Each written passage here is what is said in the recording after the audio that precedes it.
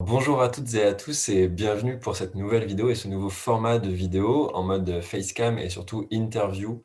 Le but, c'est qu'on est en confinement et j'ai voulu en profiter pour interviewer des sportives et des sportifs et changer un petit peu d'angle par rapport à d'habitude, plutôt que de parler uniquement de performance comme on en a souvent l'habitude, et bien aller sur des sujets un petit peu plus intimes, personnels, voir leur ressenti du sport, aller chercher des histoires très personnelles et ainsi éclairer les différents aspects du sport. Ça peut être autant mental que la préparation, la nutrition ou un aspect économique du sport.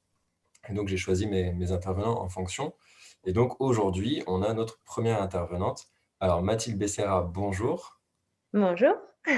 Alors, pour te présenter un petit peu, donc tu as 29 ans et tu es une grimpeuse. Tu es championne de France en difficulté, titre que tu as eu en 2016, Mmh. c'est ça. C'est ça.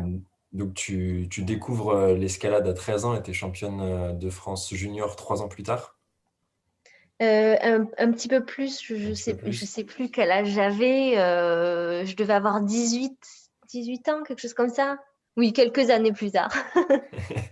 Et ensuite, donc, tu te spécialises sur la difficulté. Tu es quatrième au championnat du monde en 2015-2016 C'est et ça. championne de France.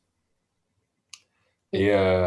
Et l'événement un peu marquant dans ton parcours, c'est le burn-out que tu fais, si je dis pas de bêtises, en 2018, Ouais, en fin de carrière, ouais. Mmh. en fin de carrière, et qui t'amène à prendre ta retraite, justement, sportive. Et donc, je t'ai proposé plusieurs sujets, et dans la liste, tu as gardé ce sujet du poids de la passion. Mmh. Et tu m'as dit que justement, c'est encore quelque chose que tu travailles encore sur toi, ce poids de cette passion. Est-ce que tu peux m'en dire plus? Oui, alors en fait, je pense quand on passe, 15 ans de sa vie à vivre, manger, dormir pour l'escalade, ben, c'est difficile de passer à un quotidien où l'escalade prend moins de place. Donc c'est pour ça, la passion de l'escalade, ça a été au début, vraiment juste une passion dévorante. Ensuite, il y a eu le poids de la compétition, des entraînements, tout ce que ça implique. Et aujourd'hui, c'est un petit peu le poids du passé de l'escalade. En fait, de tout ce que j'ai pu faire avant, de toutes les habitudes que j'avais par rapport à l'escalade et comment aujourd'hui l'apporter dans ma vie de façon équilibrée.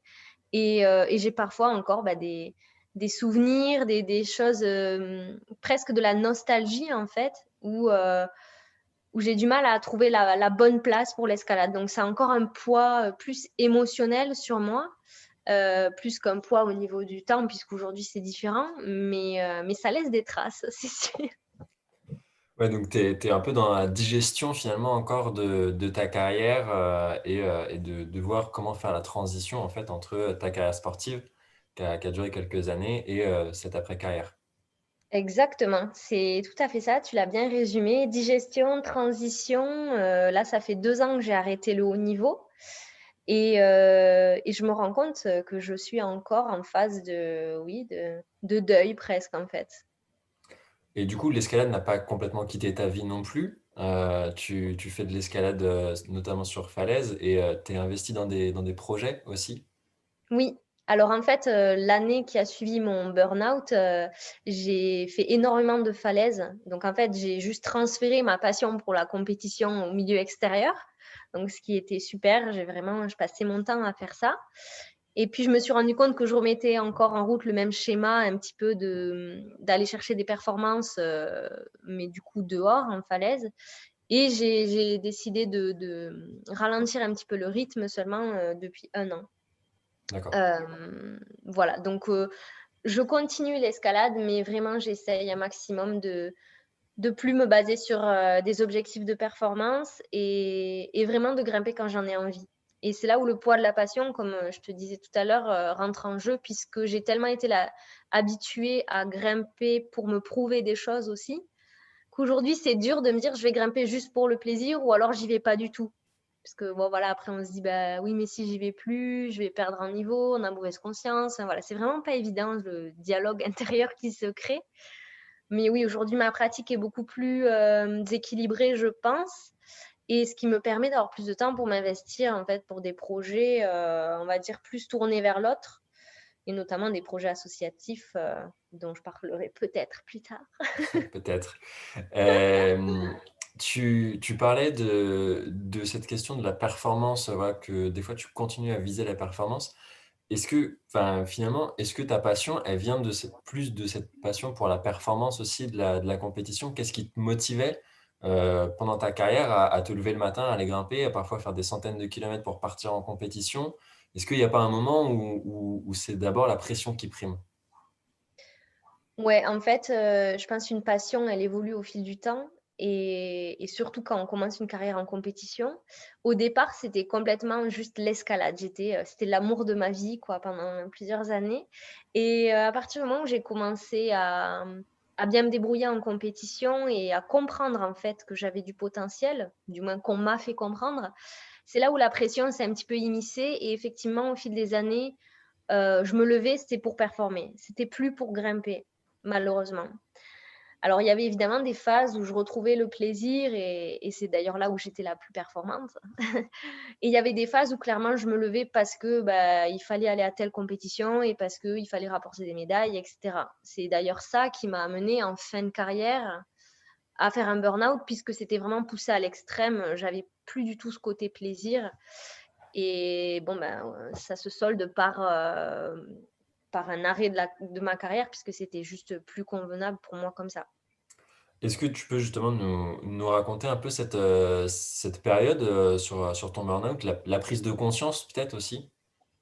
Oui, alors du coup, le burn-out, voilà, il est arrivé, après 2 années où en fait, j'ai complètement changé ma façon de m'entraîner. J'ai changé d'entraîneur, de lieu de vie et ça me convenait pas, je le savais, mais j'étais encore toujours à la recherche de cette performance et en fait, je pense que quand on continue de faire quelque chose qu'on n'est pas censé faire et qu'au plus profond de soi, on sait qu'on ne doit pas le faire, mais on le fait parce qu'on a peur de l'inconnu ou peur de faire autre chose ou je ne sais quelle autre peur, en fait, ça se solde forcément à un moment donné par, j'ai pas envie de dire un drame, mais en tout cas une manifestation du corps qu'il faut arrêter là. Pour moi, en l'occurrence, je suis tombée assez malade pendant plusieurs semaines, ce qui m'a poussée à complètement arrêter et à passer à côté de ma saison. Mais je pense que pour d'autres personnes, ça va être, il va avoir un accident grave ou enfin voilà, je pense que la vie nous remet dans le droit chemin entre guillemets et donc ce burn-out finalement, il m'a vraiment permis de prendre conscience que je pouvais plus grimper, pour me prouver des choses ou pour les mauvaises raisons, en fait. Et ça m'a permis d'ouvrir les yeux sur, la nature de ma passion pour l'escalade ou du moins la redécouvrir puisqu'au départ je l'avais et heu et ça a été, en fait vraiment une découverte extraordinaire sur moi, déjà en tant que personne et en tant que grimpeuse, du coup. Et donc ton regard sur l'escalade, en tant que pratique, mais aussi peut-être en tant que discipline, au niveau de ta fédération et cetera, comment il a évolué à ce moment-là? Alors à ce moment-là, donc j'ai fait le choix de quitter l'équipe de France, de quitter, quasiment la fédération, on peut le dire comme ça et mon regard, par rapport à l'escalade, il a mis un petit peu de temps à évoluer. Je dirais que pendant l'année où j'ai passé beaucoup de temps en extérieur, je me cherchais encore un petit peu. C'était une façon détournée de, encore une fois, faire un peu des performances. Mais aujourd'hui, vu que j'ai quand même très peu grimpé ces derniers mois, bon, dû au contexte sanitaire aussi, j'ai vraiment compris que l'escalade, c'est soit je me fais plaisir, soit ça sert à rien en fait, parce que je pense qu'on peut pas retirer du bon si au fond on le fait pas pour les bonnes raisons. Cette année, donc en 2021, l'escalade arrive pour la première fois aux Jeux de Tokyo. C'est forcément un rêve que tu avais dans un coin de ta tête, on imagine. Est-ce que tu as des regrets par rapport à ça? Un rêve, oui, c'est clair. Des regrets, non, parce qu'en fait, un rêve, oui, mais à quel prix, en fait? Et là, les Jeux de Tokyo, ça sous-entend une pratique de l'escalade qui, pour moi, n'est pas adaptée. Enfin, faire les 3 disciplines, je pense que c'est vraiment demander, je pense que c'est trop actuellement pour un athlète et j'avais pas envie de passer par ça, de complètement changer ma façon de m'entraîner. Enfin, vraiment, ça me correspondait pas du tout, les 3 disciplines juste pour aller au jeu. En fait, c'était pas, ça faisait pas assez de sens en fait pour s'investir autant du coup. Ouais. Pour rappeler, ce que tu entends par les 3 disciplines, c'est la difficulté, la vitesse et la troisième m'échappe, Le bloc. le bloc. Voilà. Ouais, c'est ça. Donc, qui sont les 3 voilà, différentes disciplines d'escalade en intérieur, du coup reconnues par les fédérations et pour lesquelles il y a des compétitions. Oui, pour lesquels il y a des compétitions, mais normalement séparées. En fait, c'est quand même assez rare de grouper les 3. On peut en grouper 2 parfois, mais les 3 d'un coup, c'est quand même beaucoup. Ouais, forcément. Et surtout, ça fait appel à des qualités différentes et Oui. c'est pas du tout la même chose.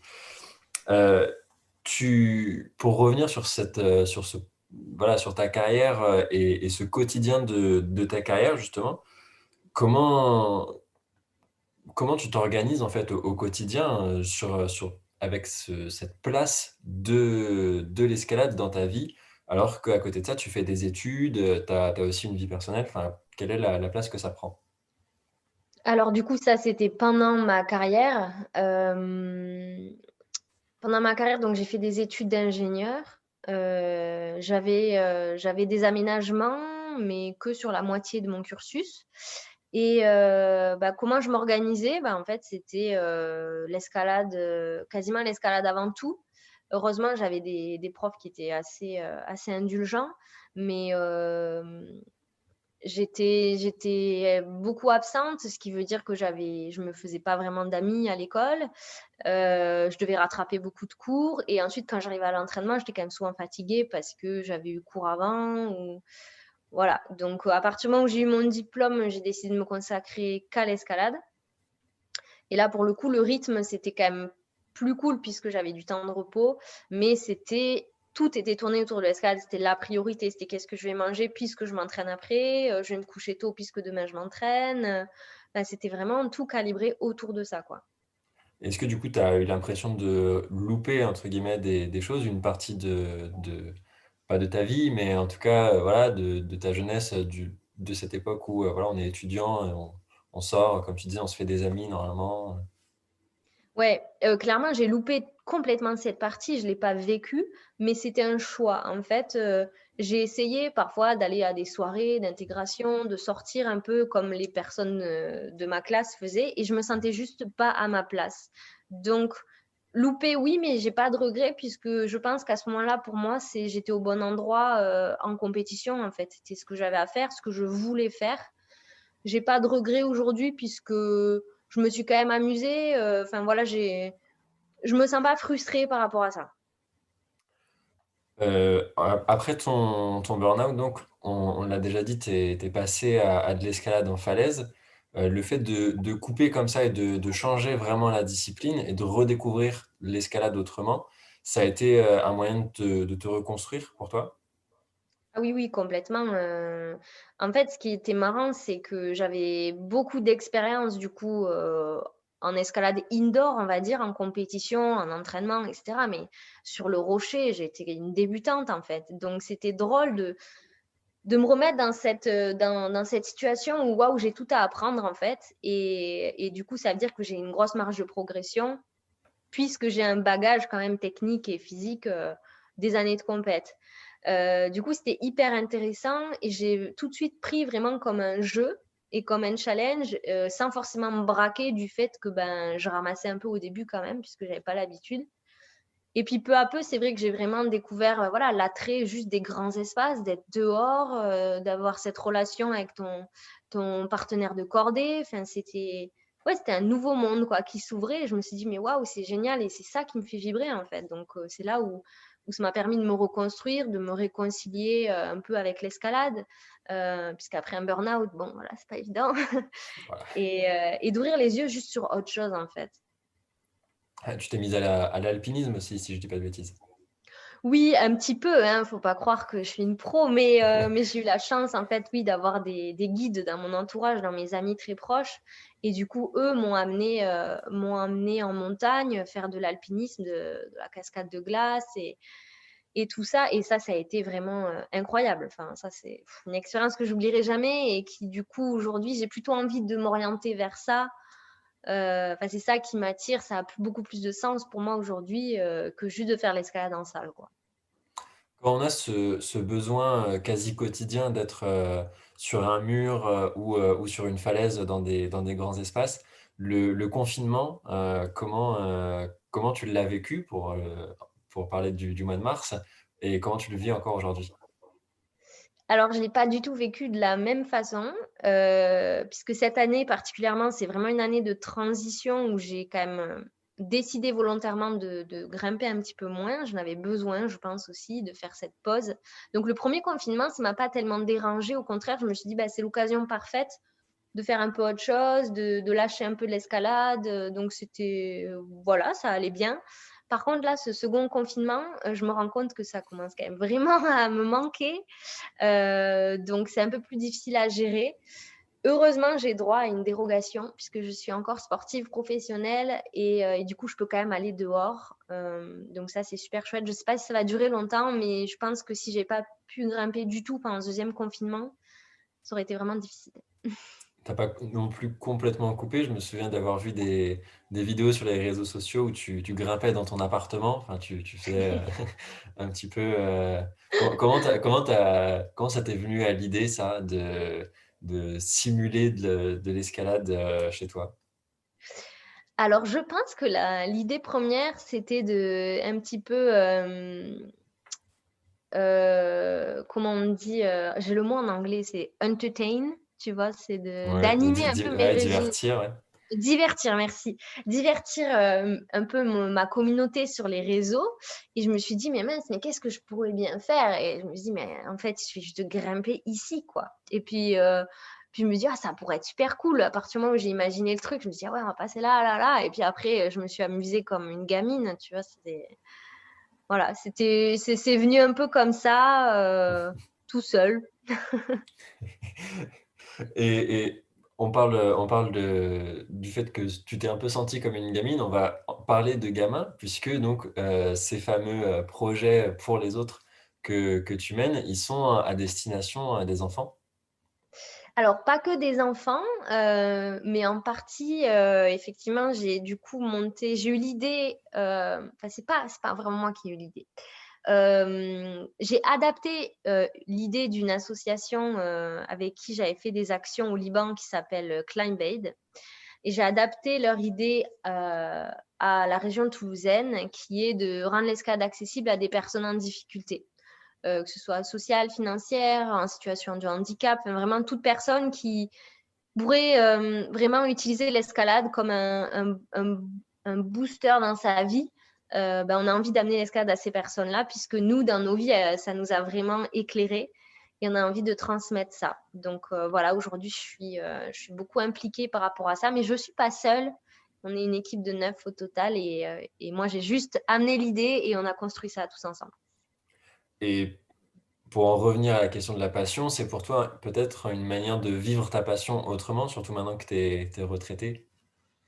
Ça fait bizarre dit comme ça, Retraitée, oh, retraité dit comme c'est ça, mais non, je le mot est mal plaisante. Oui, choisi. oui, non, mais c'est clair. Non, mais en vrai, on pourrait dire ça comme ça. Retraité de la compétition, oui, oui, Oui. c'est clair et net. C'est effectivement une façon de vivre ma passion différemment.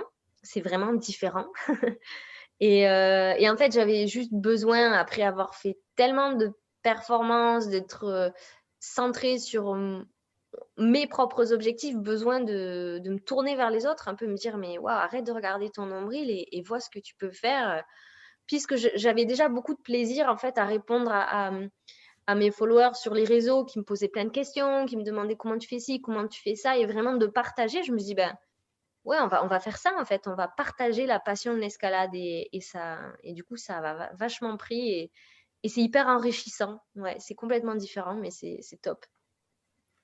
Bah, merci, Mathilde pour, ce partage d'expérience autour de ta passion pour l'escalade, de ce qu'elle t'a apporté et de ce qu'elle t'a coûté aussi, Oui, avec parfois. plaisir. Ouais, merci.